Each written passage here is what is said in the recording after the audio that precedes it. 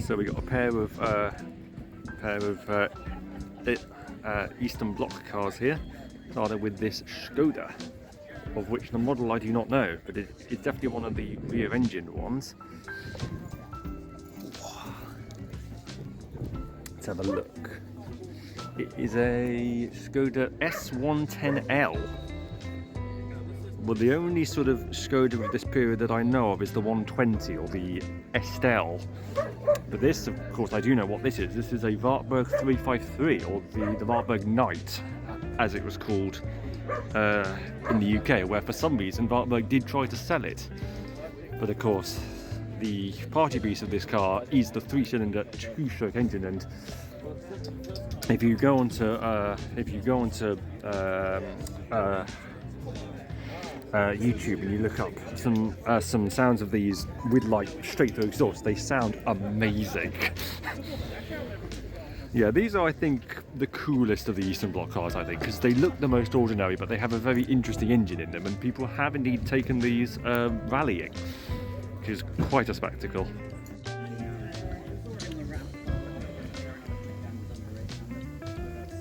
Now, people say BXs are rare. You wouldn't think that if it comes to these shows. It's a pair of Rover 200 SD3s. One is a fairly normal one and one is a sporty one.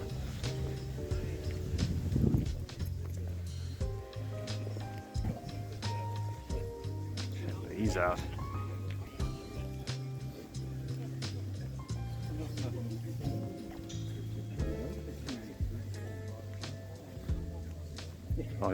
I do really like these as well. TVR S3. Oh, this brings up memories. My dad had one of these about, nearly 20 years ago now, but when I was a kid, he had one. His was dark green, and I don't think it had wood in the interior, but it was a G-Veg as well. So same year as this one, 89 or 90, I think. His was, if I can recall correctly, it was G501 WPK. I think that's what it was. Check this out. And this a Toyota Tercel Estate manual. It's a shame that Ian, I think, wasn't able to save the one that he got right before going on his Australia and New Zealand trip at the end of 2019. So these are really, really cool. Really goofy looking, but really cool. Drive.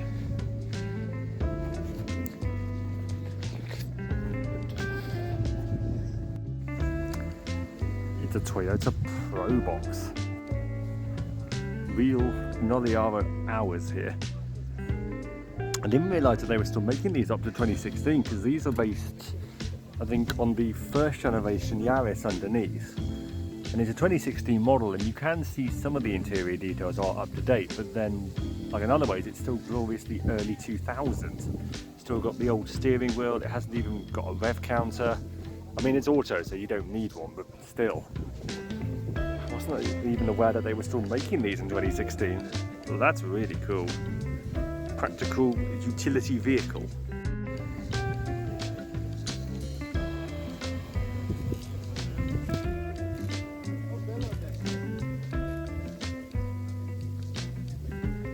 Suddenly appearing hires an ambulance.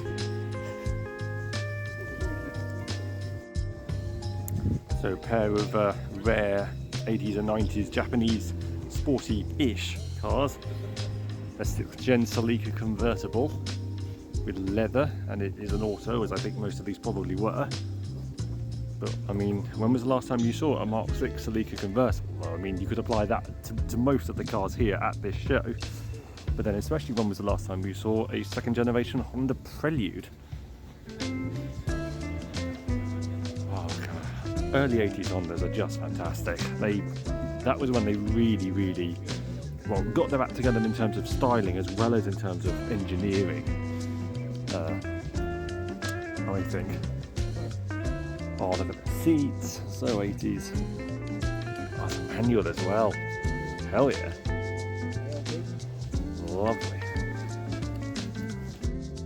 So behold the trio of brown. We have a Toyota Carina E, a Talbot Solara, and a Citroen LN, also very brown.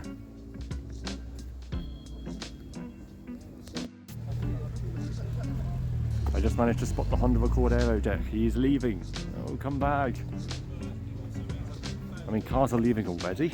Goodness. Oh my word, is that an Alfa SZ? Yes, it is an Alfa SZ. Starlet. Alfa SZ. Oh, Daihatsu Shirai GTI. Oh my god, there's so much to see. Z3 with a hardtop going over there. Oh, and it's all suddenly got very dim. There we are. Copen. I have spotted Daihatsu Copen.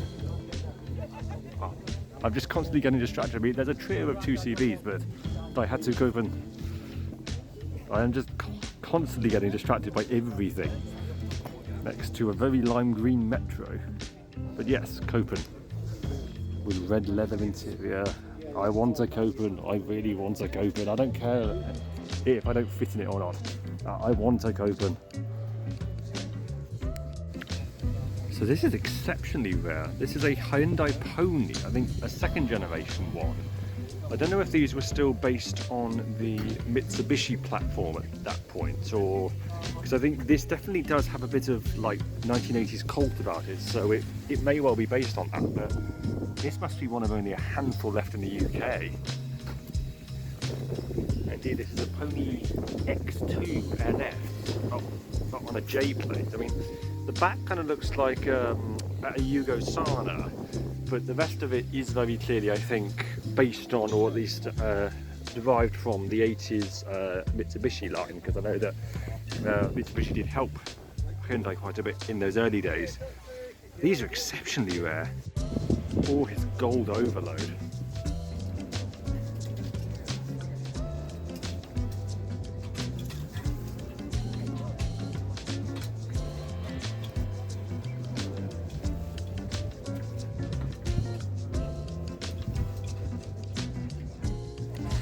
So again, this is a vehicle that's not what it seems. You think it's some 1960s Rolls Royce or something, but no.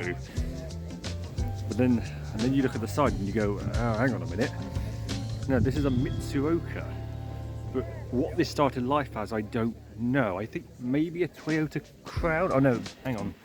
It's a Nissan of some description. So probably a Cedric or a Gloria. There's some information over there, but there's some information over here. It is, oh, the Nissan Crew. Can't say I've heard of one of these.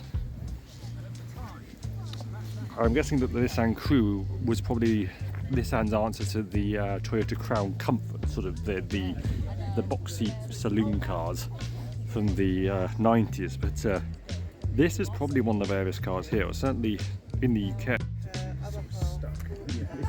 It's sort of not rushing through like... It's the Meowdy. Yeah. It's a cat car. You can't get in it. Yeah. I don't even know where to begin on this. It is Team Puss Puss Puss. Cat ears. I wonder what cat breed this is meant to be based on. Peek inside the boot to see little cousin Hammy as an Aston Martin goes by, but I'm more interested in the Meowdy. This is a cat lover's dream, that's what this is. At the Meowdy, so go and have a look. So yeah, go and check these people out. So the kids are loving it. That is a big tail. I did not expect to see this. So we have a pair of boxy Hondas here. One is smaller than the other.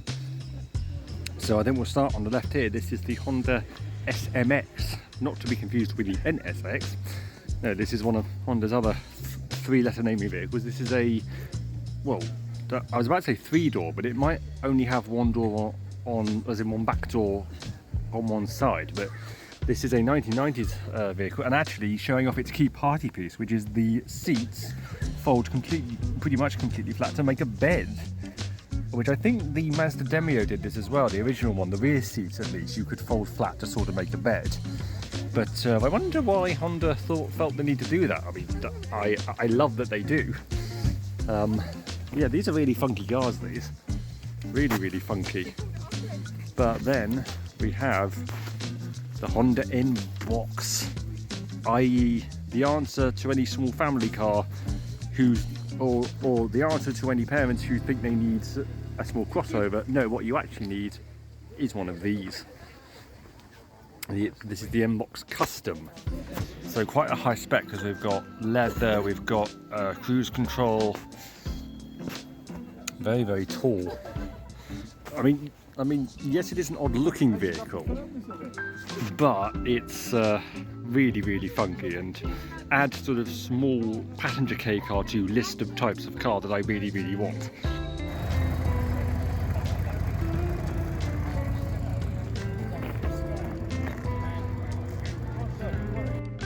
Now this is base model porn right here, frankly. The Daewoo Lanos with black bumpers on Steelies. Ooh, so base model. Has it got manual windows? I think it has, yes, I can see in there it has got manual windows, but it's okay because it has a funky 90s seat pattern. So base model, I love it.